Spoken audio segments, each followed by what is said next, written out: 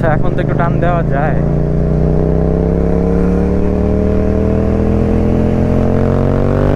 বুঝতেছি না, আমার বাইক একটা শব্দ দিচ্ছে। এটা কি ব্রেকের টাইট হওয়ার কারণে নাকি না কিভাবে বুঝতেছি না। কে কেউ আমি এই মুহূর্তে আছি হচ্ছে আমার দেশের একটা আর্মি ক্যাম্পে। সচরাচর তো এইসব জায়গায় কেউ ঢুকতে দেয় না। আমি একটা কারণবশত ঢুকে গেছি, বাট এখন রাস্তা আমার জন্য একটু কঠিন, কারণ এতক্ষণ পেছনে একজন আর্মি ছিল, তো তারা নামাই দিতে আসলাম।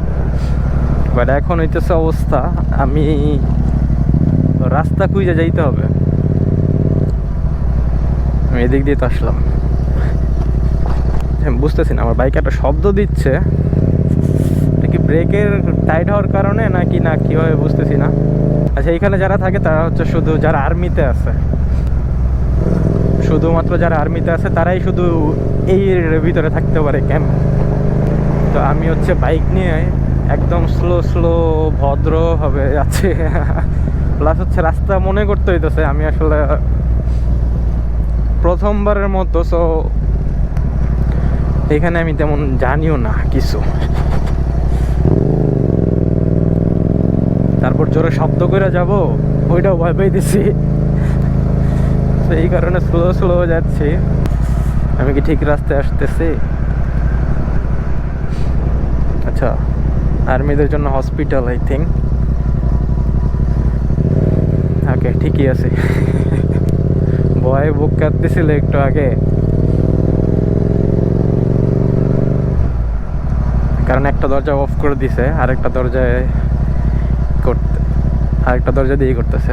আচ্ছা, ইশারা দিছে, আমি বুঝলাম না, আমার বাইক এত স্লো চলতেছে।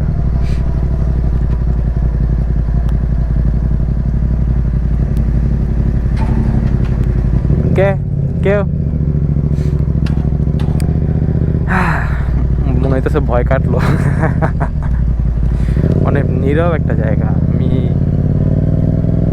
দেখলে মনে হবে না যে এটা শহর। এটা হচ্ছে কুয়ালালামপুরের একটা ক্যাম্প, বাট এখানে মনেই হবে না যে আমি শহরে আছি।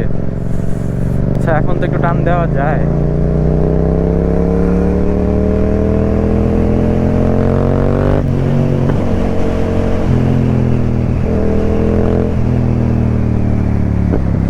ক্যাম্পে যতক্ষণ ছিলাম ততক্ষণ তো আর্মিদের রুলস, বাট এখন তো আর আর্মিদের রুলস না। আমি সঠিক পথে যাচ্ছি কিনা আমি এটাতেই কনফিউজ।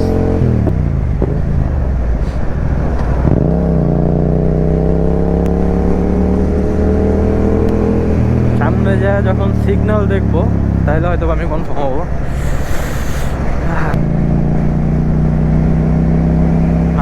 বের হয়েছি।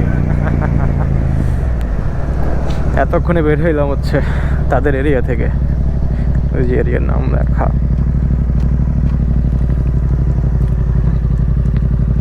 চলে যাবো, ক্যামেরা আছে। আচ্ছা,